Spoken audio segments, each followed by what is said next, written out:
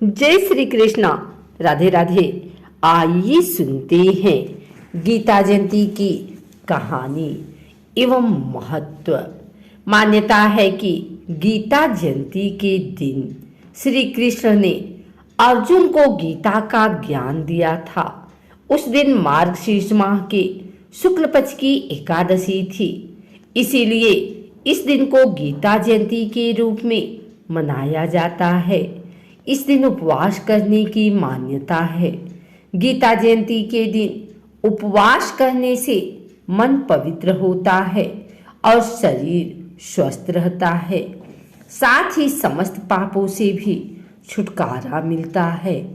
कहा जाता है कि इस दिन भगवान श्री कृष्ण ने अर्जुन को धर्म और कर्म को समझाते हुए उपदेश दिया था।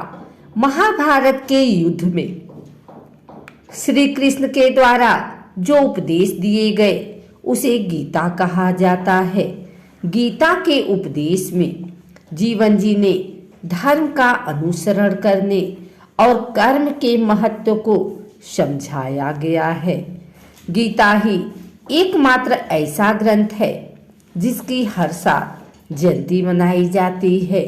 गीता को श्रीमद् भागवत गीता और गीतोपनिषद के नाम से भी जाना जाता है।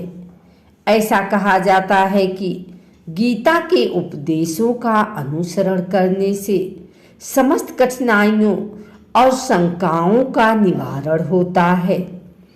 गीता में श्री कृष्ण के द्वारा बताए गए उपदेशों पर चलने से व्यक्ति को कठिन से कठिन परिस्थिति में सही निर्णय लेने की क्षमता का विकास होता है।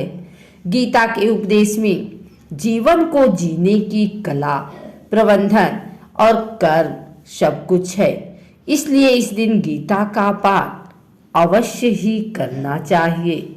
हिंदू धर्म में श्रीमद् भागवत गीता की तरह गीता जयंती को बहुत महत्वपूर्ण माना जाता है। गीता में लिखे गए प्रत्येक श्लोक मनुष्य कल्याण के लिए लाभकारी माने जाते हैं। गीता के उपदेश के जरिए भगवान श्री कृष्ण ने मनुष्य को अच्छे, बुरे और सही गलत का फर्क बताया है। इस दिन यदि गीता का पाठ किया जाए तो भगवान श्री कृष्ण का आशीर्वाद प्राप्त होता है। श्रीमद् भागवत गीता दुनिया का इकलौता ऐसा ग्रंथ है जिसकी जयंती मनाई जाती है। ऐसा इसलिए क्योंकि गीता का जन्म स्वयं भगवान श्री कृष्ण के मुख से हुआ है। गीता में वर्णित एक एक श्लोक भगवान श्री कृष्ण के मुख से निकले हैं, इसलिए गीता जयंती मनाई जाती है।